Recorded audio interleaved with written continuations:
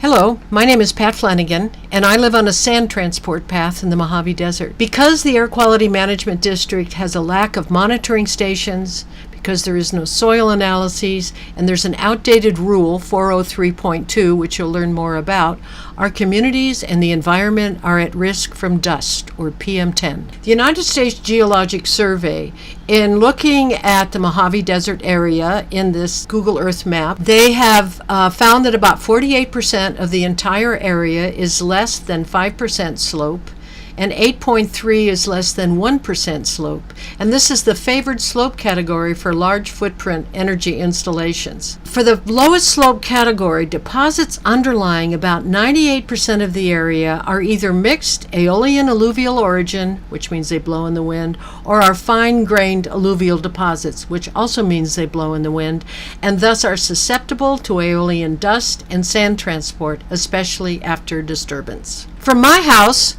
I can look north across fine-grained alluvial posits to the 29 Palms Marine Base. Notice, the fine-grained deposits form sand ramps on the edge of the Bullion Mountains. This is the same location, but on a different day. The fine-grained aeolian dust obscures the marine base. Sources of the dust on this day is Johnson Valley, the OHV area, via northwest winds.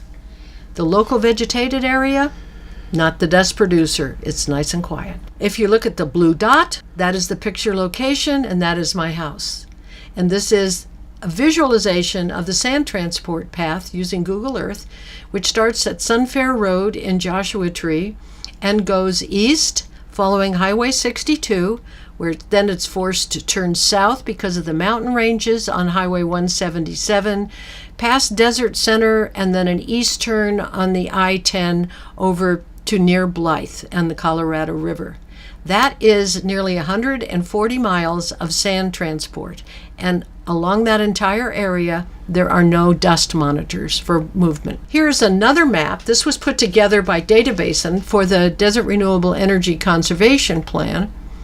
Clark's Pass sand transport path is noticed here with the two red arrows, and you see 29 Palms. What happened to our area? There it is, the green circle. That's us in Joshua Tree area. Here's a map from a study of sand transport paths in the Mojave Desert, published in 1995. Within the green circle, the sand path was stabilized by vegetation. Now the dust sources include 3 solar facilities totaling 350 acres, Copper Mountain College, Coyote Dry Lake, a popular OHV recreation area, and wherever the vegetation has been removed. The red circles are active sand sources: Emerson Dry Lake, Dale, Palin, and Ford Dry Lakes to the west. Outside the green circle, dust flows through the pass from Lucerne Valley with numerous active sources including the Lucerne Dry Lake, 2 solar facilities, and the Johnson Valley OHV area. This slide, using Google Earth again, is within the green circle and shows the Joshua Tree and 29 Palms basins in the same perspective as the previous map. Bracketing the basins are Emerson Dry Lake and the Dale Dry Lakes, both active sand sources. Between is the stabilized sand sheet, except where the vegetation has been removed. The 3 out-of-scale crosses are the 3 solar facilities, which have been a continual source of particulate matter, or PM10, the fine dust that causes health problems, since construction more than 4 years ago. We're still inside the green circle. Here is Cascade Solar, Joshua Tree Basin, west side of Copper Mountain, and Lear Avenue Solar on the east side of Copper Mountain. And it's easy to see they were both approved and built on sand sheets. County projects rely on the Air Quality Management District approved dust control plans based on Fugitive Dust Rule 403.2, which was approved in 1996. Also required is a baselines of 2 years for PM10 emissions are required, and in this instance that was gathered in Victorville, which is 100 miles to the west. This is dust rising off the Cascade Solar in the Joshua Basin on March 28, 2016. This 24 megawatt, 150 acre facility went online in April of 2014. What was the site like before disturbance? We can look at the Joshua Tree Solar Project site. proposed. It wasn't actually built. There it is, close up. What stabilizes the site? The rare and not endangered big galleta grass and creosote bush. Its value is in its function. According to the Natural Resource Conservation Service, the big galleta grass, as a dominant species, colonizes and stabilizes, semi-stabilizes aeolian habitats with rhizomatous growth, its root systems, and is dominance by big galleta on these habitats is an indicator of aeolian stability. On that same day, in Lucerne Valley, the high winds created conditions for a 15-car crash with injuries. Back in 2015, I analyzed a solar project for construction in Lucerne Valley, and I was able to get the soil units from the USDA soil survey for San Bernardino County, Mojave River area.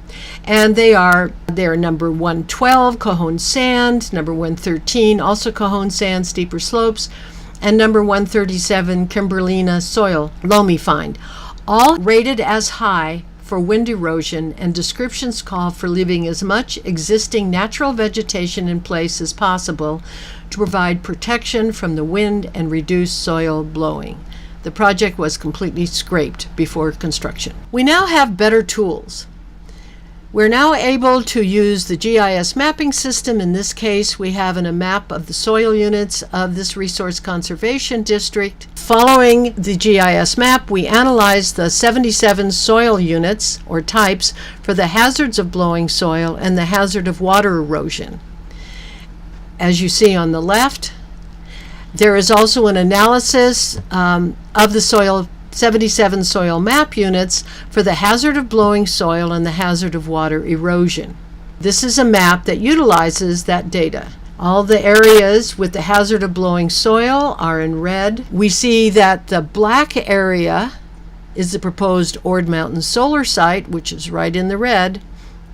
And we see that the Mojave Desert Air Quality Management District stations are not located in any area close by. Here is the Ord Mountain Solar Project site specifically. It shows the soil classification is number 131, Helendale Loamy Sand, 0 to 2% slope. The description says that the available water capacity of the soil is low or moderate, runoff is medium, and the hazard of soil blowing is high. This unit is suited to irrigated crops. The unit is limited by the hazard of soil blowing, high water intake rate, low or moderate available capacity, and low fertility. What's important here is that the soil will blow if the vegetation is gone. Here we have a closer look at the Ord Mountain solar site. What keeps the soil down on the ground?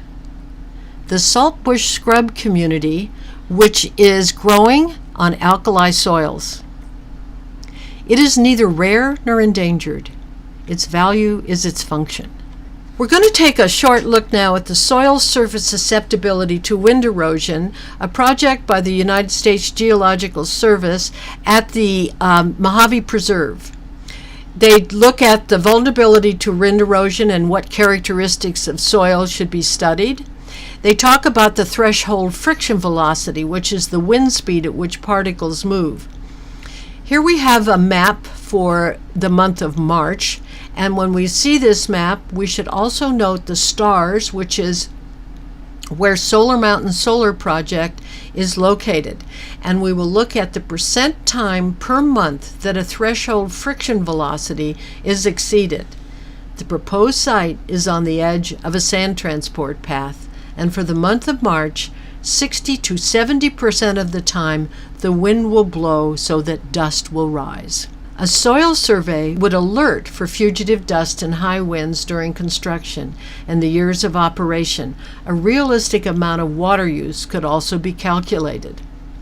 The baseline monitoring for PM10 was Victorville, approximately 90 miles to the west as the crow flies, but not as the wind blows. Conclusions by the USGS point to the fact that vulnerability to wind erosion can be predicted and mapped. We need to include repeated disturbances. One of the conclusions that the United States Geological Survey reached was that the vulnerability to wind erosion can be predicted and mapped, but we do need to include repeated disturbance, which we currently are not doing in terms of gathering data.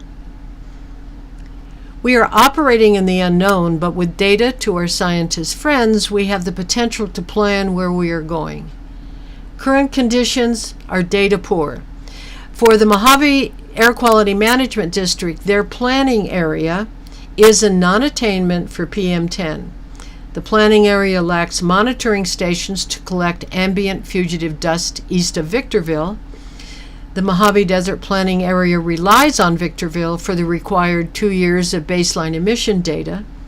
Solar projects are approved and built without adequate dust controls to our and the environment's detriment.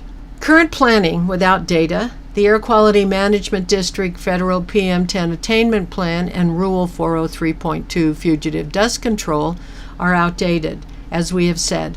The categories and controls reflect construction conditions of the 1990s. Soil units or types and susceptibility to the hazard of blowing soil are not included in planning area calculations.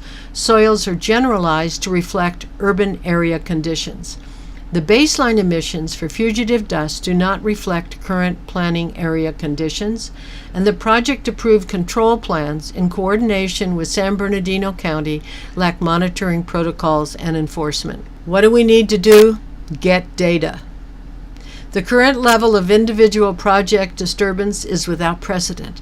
There is no historical data to guide monitoring and mitigation standards and practices, update rules, and develop monitoring protocols. Require developers complete a soil survey and unit or type analysis for county conditional use permits and for AQMD approved dust control plan. The AQMD, or the Air Quality Management District and county, must acquire soils reference files and maps. Locate the state and local area monitoring stations in communities with large footprint energy installations, to be defined, to monitor for fugitive dust. This is important for understanding health effects and water use. All data must be publicly available. Require installation of meteorological and air monitoring stations on private lands and federal development focus areas when solar energy project applications are accepted. This should be a condition of application. They must remain in place for the life of the project and beyond to assess conditions during construction, operation, decommissioning, and beyond.